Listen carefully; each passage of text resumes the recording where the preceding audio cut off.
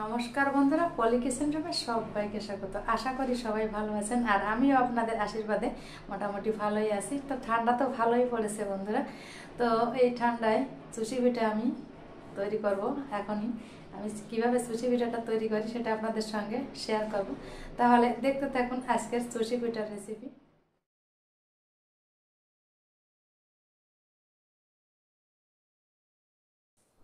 তো এই রেসিপিটা করার জন্য আমি বাড়িতেই চালের গুঁড়ো করে নিলাম। এই দেখুন, এই যে কিছুটা চেলে নেব, আর এখান থেকে কিছুটা চাল এই গরম জলে আমি পরিমাণ মতো লবণ দিয়েছিলাম। তো লবণ দিয়ে জলটাকে একটু জ্বালিয়ে নিলাম, আর এখান থেকে আমি গরম জল আমি 1 কাপ মতন তুলে রাখলাম।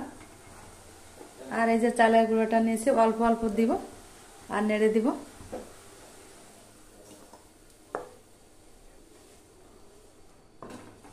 অল্প অল্প দিতে হবে, আর এভাবে একটু নেড়ে দিতে হবে। দেখুন, একবারে আমি দেব না, অল্প অল্প দিব।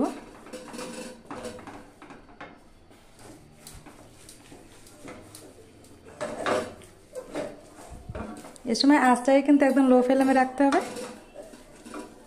আর একটু গুঁড়ো দেবো, অল্প অল্প চালের গুঁড়ো দিয়ে একটু নেড়ে ছেড়ে দেবো। তো এটাকে নামিয়ে একটু ঠান্ডা করে আমি একটু ভালো করে মেখে নিব, একটা ডো বানিয়ে নিব। তো এবার আমি এটাকে নামিয়ে নিব। তো এই দেখুন, এটাকে নামিয়ে নিলাম। এবার আমি একটু ঠান্ডা করে এটাকে একটু মেখে নিব। তো এটাকে থালায় তুলিয়ে নেওয়ার পরে একটু ঠান্ডা করে আমি এটাকে একটু মেখে নিব। খুব বেশি ঠান্ডা করা যাবে না। এই দেখুন, অল্প অল্প গরম থাকবে, হাতে সয় এই অবস্থায় এটাকে একটু ভালোভাবে মেখে নিতে হবে। তো এটাকে 5 থেকে 7 মিনিটের মতন আমি এইভাবে একটু হাত দিয়ে মেখে নিলাম, একটা ডো বানিয়ে নিলাম। এবার এটাকে 5 মিনিটের জন্য রেস্টে রেখে দেব।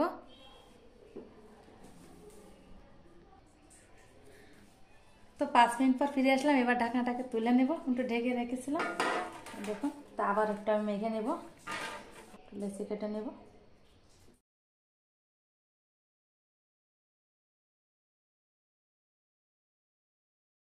তো বন্ধুরা, এখান থেকে অল্প অল্প নিয়ে এই দেখুন আমি লম্বা দড়ির মতো করে নিলাম। এই যে একটা রোলের মতন করে নিলাম। এবার এখান থেকে অল্প অল্প দিয়ে আমি এইভাবে সুশি পিঠাগুলো হাত দিয়ে বানিয়ে নিব। তো এগুলোকে আমার সুশি পিঠাগুলোকে আমার তৈরি করে নিয়ে নেওয়া হয়েছে। সবটুকুই দেখালাম না বন্ধুরা, ভিডিওটা অনেক বড় হয়ে যাবে। তো এবার আমি একটা থালায় তুলে নিব। তো দেখুন আমার সুশি পিঠাগুলো কত সুন্দর হয়েছে, কতটা সরু হয়েছে, আর দেখতেও কিন্তু দারুণ লাগছে বন্ধুরা। আর ঝরঝরে হয়েছে, একটা সাথে একটা লেগে নেই কিন্তু। দেখুন, তো এক এক করে আমি এই সুশি পিঠাগুলোকে এই থালায় তুলে নিব। দেখুন, তো থালায় আমার তুলে নেওয়া হয়েছে। এবার আমি সুশি পিঠাগুলোকে তো জাল দিয়ে নেব। এখানে আমি দুধের ভিতর একটা এলাচ আর পাঁচটা দারচিনি দিয়ে দেব। এই দেখুন আমি কিভাবে করি। দুধটাকে আমি আগেও জ্বালিয়ে নিয়েছিলাম, আবার একটু জ্বালিয়ে নিব। তো দুধটাকে আমার জ্বালিয়ে নেওয়া হয়েছে। এবার আমি এই সুশি পিঠাগুলো এক এক করে দিয়ে দিব। আমি কিন্তু এখন চিনি দেব না, চিনি দেবো পরে। চিনি বা গুড় আমি যা দিই পরেই দেব। তো দুধটাকে আমার জ্বালিয়ে নেওয়া আছে। এবার আমি সুশি পিঠাগুলোকে দিয়ে দেব। দেখুন,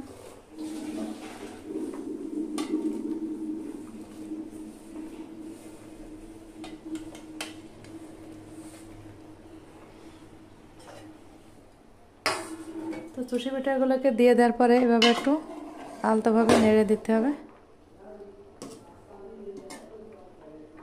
এই চামচটা ব্যবহার করব, তাহলে সুশি পিঠাগুলো কেটে যাবে না আর ভেঙেও যাবে না। তো এখানে আমি খেজুরের গুড় নিয়েছি, খেজুরের গুড় দিয়ে দিব। একটু ভেঙে নিলাম। দেখুন, গুড়টা দিয়ে দিতে হবে।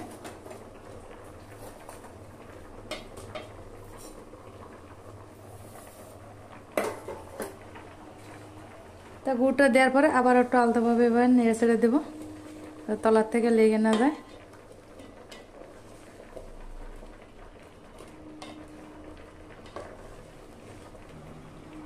আমি 1 কাপ ঘন দুধ রেখেছিলাম জ্বালিয়ে, ওটা আমি দিয়ে দিব। এটা দিলে স্বাদটা কিন্তু আর ভালো হয় বন্ধুরা। তো দুধটা দেওয়ার পরে আবার একটু নেড়ে ছেড়ে দেবো। আর যে গুড়টা দিয়েছিলাম ওটাও কিন্তু গলতে শুরু করেছে, দেখুন কালারটাও কিন্তু চেঞ্জ হবে এখন।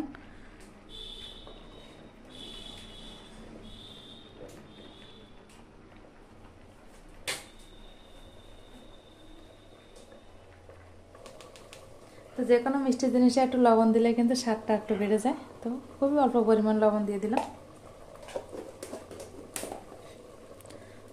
তো লবণটা দেওয়ার পরে এভাবে একটু নেড়ে চেড়ে দিব।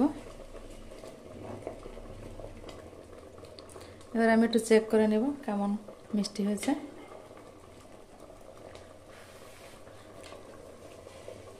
মিষ্টিতে ঠিকঠাকই আছে। এবার আমি গ্যাসটাকে বন্ধ করে দিব।